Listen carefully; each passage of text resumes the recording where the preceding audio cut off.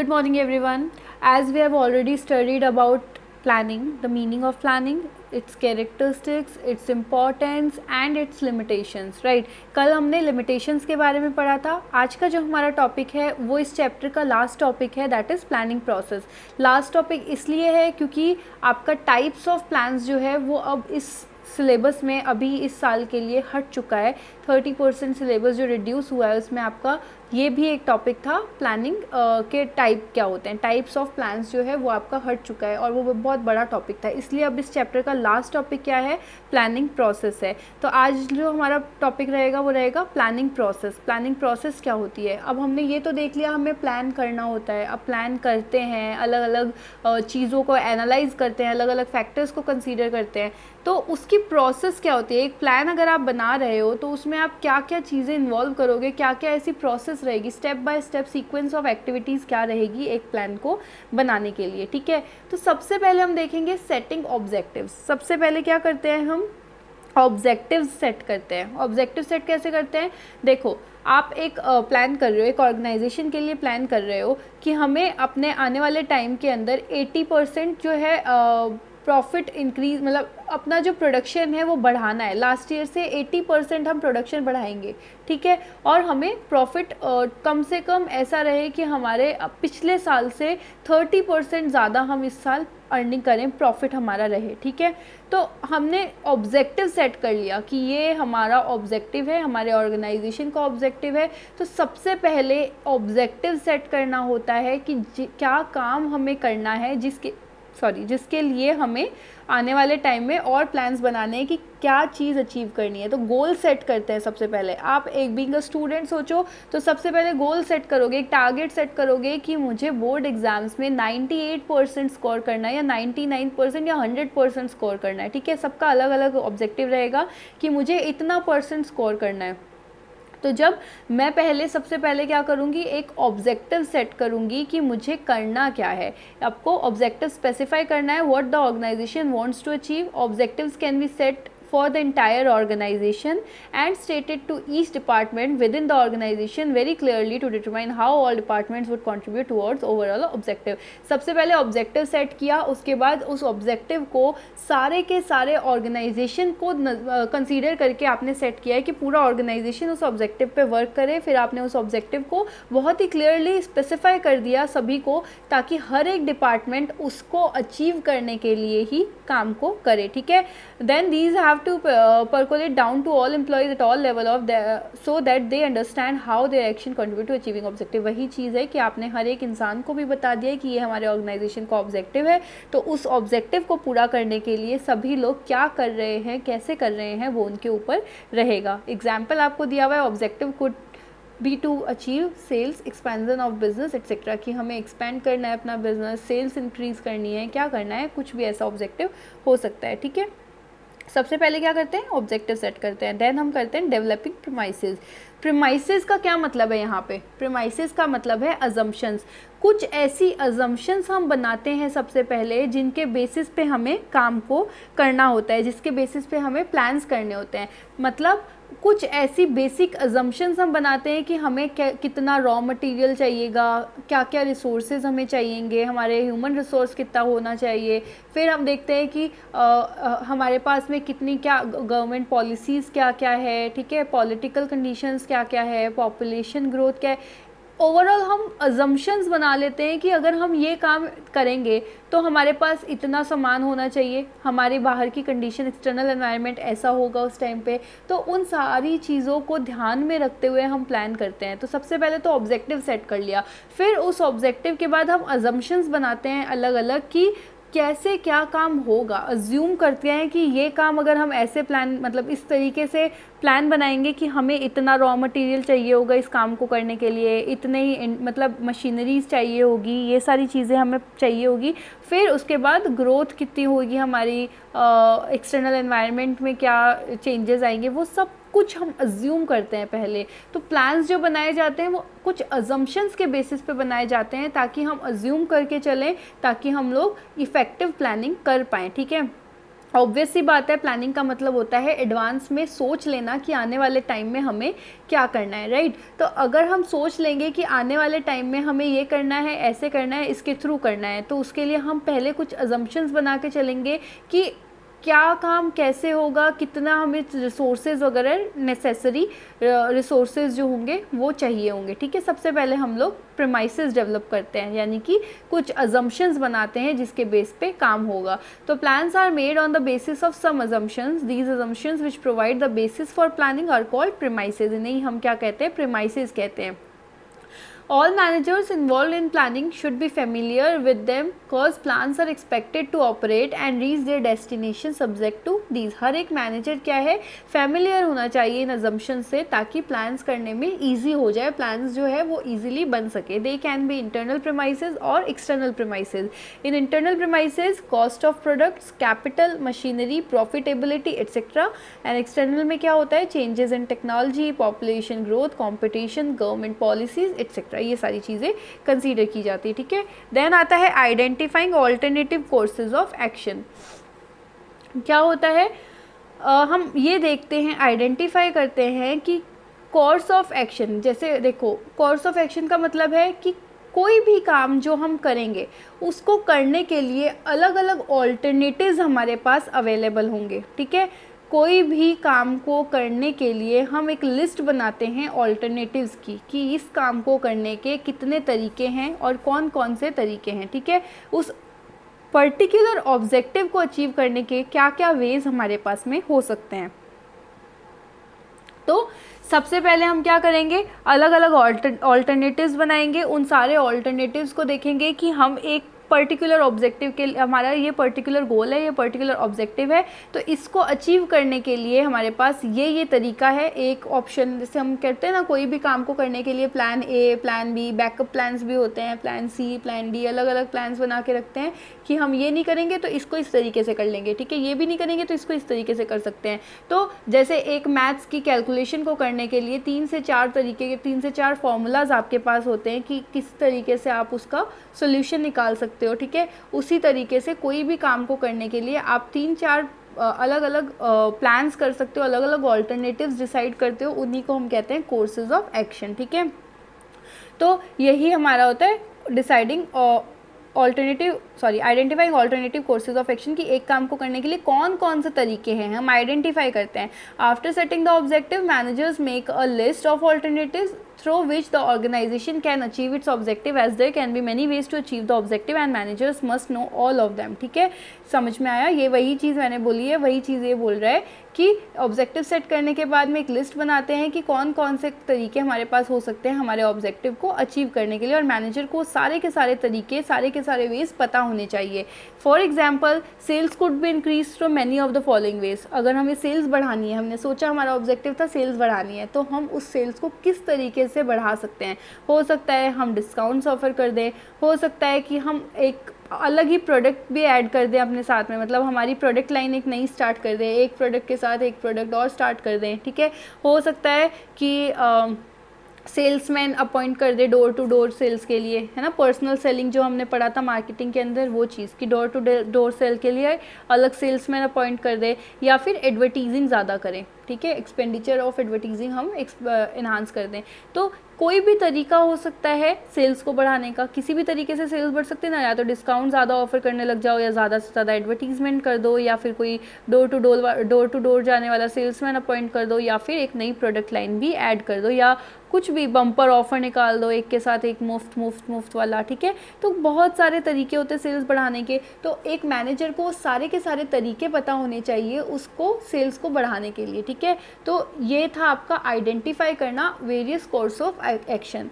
Next आप क्या करते हो, इवैल्यूएट करते हो उन सारे ऑल्टरनेटिव कोर्सेज ऑफ एक्शन को। हमने देख लिया कि हमारे पास ये सारे तरीके हैं, ये सारे सेल्स को बढ़ाने के तरीके हैं। अब हम क्या करेंगे, इवैल्यूएट करेंगे इन सारे के सारे ऑल्टरनेटिव्स को, कि अगर हम एडवर्टीजमेंट करते हैं तो हमारा ज़्यादा खर्चा होगा, मतलब हर एक जो ऑल्टरनेटिव है उसके कुछ प्रोज एंड कुछ कॉन्स देखेंगे, यानी कुछ एडवांटेजेस और कुछ डिसएडवांटेजेस देखेंगे, हर एक जो आपका ये ऑल्टरनेटिव है इसको देखोगे, इसके एडवांटेजेस डिसएडवांटेजेस देखोगे, उसके बाद आप सेलेक्ट करोगे कि हमें कौन सा जो एक्शन है, कोर्स ऑफ एक्शन है, उसे सेलेक्ट करना चाहिए, क्योंकि जो आपको ज़्यादा बेनिफिशियल लगेगा, जो आपके लिए ज़्यादा फ़ायदेमंद होगा, आप वही कोर्स ऑफ एक्शन सेलेक्ट करोगे, राइट। जो भी ज़्यादा बेनिफिशियल होगा उसे आप क्या करोगे, सेलेक्ट कर लोगे।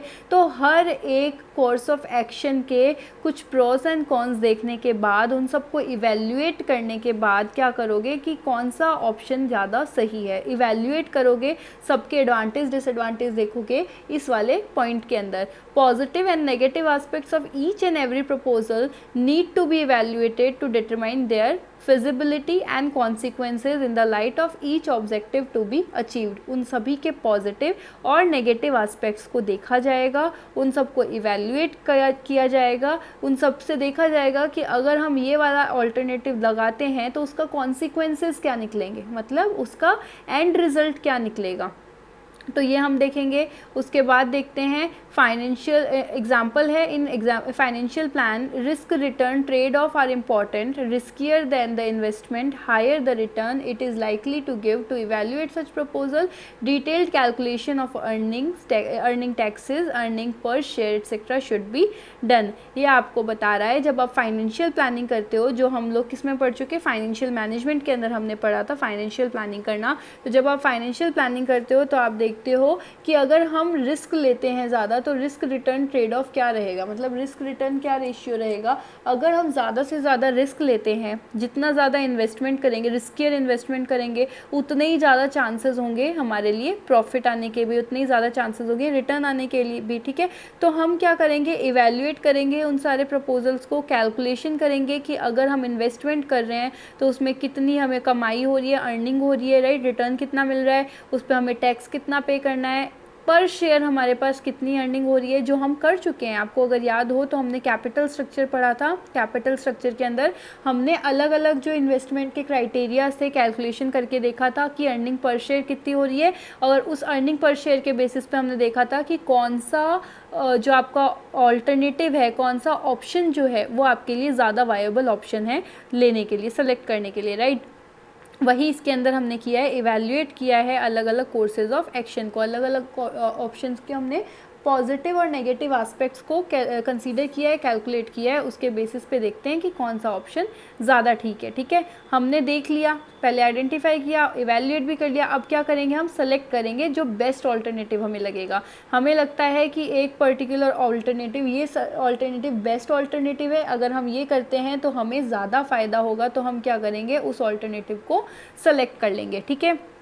तो real point of decision making, best plan has to be adopted and implemented. अब डिसीजन मेकिंग की जाएगी यहाँ पे कि जो भी बेस्ट प्लान लगा उसको अडॉप्ट करो और उसको इम्प्लीमेंट करो, ठीक है। तो ideal plan, most feasible, ideal plan कौन सा होगा, जो ज़्यादा से ज़्यादा फिजिबल होगा, प्रॉफिटेबल होगा और कम से कम नेगेटिव कॉन्सिक्वेंसेज जिसके निकल रहे होंगे। आपने इवेल्युएट किए अलग अलग ऑल्टरनेटिव्स को, उनमें से आपने देखा कि आपके लिए ज़्यादा वायबल कौन सा है, ज़्यादा फिजिबल कौन सा है। उसके बाद आपने देखा आपको कौन से वाले से ऑप्शन से ज़्यादा प्रॉफिट मिल रहा है, प्रॉफिटेबल कौन सा है ज़्यादा, और ऐसा कौन सा ऑल्टरनेटिव है जिसके अंदर लीस्ट यानी कम से कम नेगेटिव कॉन्सिक्वेंसेज जिसके निकल रहे हैं। आपने यहाँ पे क्या किया, इन सब चीज़ों को कंसीडर किया और उसके बाद क्या किया, सेलेक्ट किया, डिसीजन लिया कि ये वाला ऑप्शन ज़्यादा सही लग रहा है, इसमें ये तीनों चीज़ें आ रही है, तो हम क्या करेंगे, उस ऑप्शन को, ऑल्टरनेटिव को सेलेक्ट कर लेंगे, ठीक है। Most plans may not be subjected to mathematical analysis. In such case, subjectivity and manager's experience, judgment and intuitions are important to select the most viable alternative. अब हर एक प्लान ज़रूरी नहीं होता है कि उसके कुछ एडवांटेज डिसएडवांटेजेस हम मैथमेटिकल कैलकुलेशन करके देख सकें, मैथमेटिकल एनालिसिस कर सकें, राइट। तो कई प्लान्स ऐसे होते हैं, कई ऑल्टरनेटिव्स ऐसे होते हैं जिसका हमें नहीं पता चल पाता है कि कैलकुलेशन करके कि कौन सा प्रॉफिटेबल ज़्यादा होगा। तो उन केसेस में क्या करता है, मैनेजर का एक्सपीरियंस काम आता है, उसको लगता है, उसको इंट्यूशन आती है, उसका जजमेंट देखा जाता है और उसको जो वायबल ऑप्शन लगता है सबसे ज़्यादा, उसे वो क्या करता है, सेलेक्ट कर लेता है, ठीक है। Sometimes a combination of plans may be selected instead of one best course. हो सकता है कि हमें एक से ज़्यादा ऑप्शन ज़्यादा सही लग रहे हो, तो क्या करते हैं, हम कॉम्बो बना लेते हैं उन सारे के सारे ऑप्शंस में से जो तीन ऑप्शंस ऑप्शंस हमें ज़्यादा सही लग रहे हैं, हम उन तीनों ऑप्शंस को सेलेक्ट कर लेते हैं कि प्लान ए, प्लान बी, एक बैकअप प्लान भी हम लोग सेलेक्ट कर लेते हैं, ठीक है, कि ये नहीं हुआ तो ये काम हम इस तरीके से कर लेंगे। देन आपका आता है इम्प्लीमेंटिंग द प्लान। अब हमने इवैल्यूएट कर लिया, सेलेक्ट कर लिया, सब कर लिया, अब हमें क्या करना है, इम्प्लीमेंट करना है प्लान को।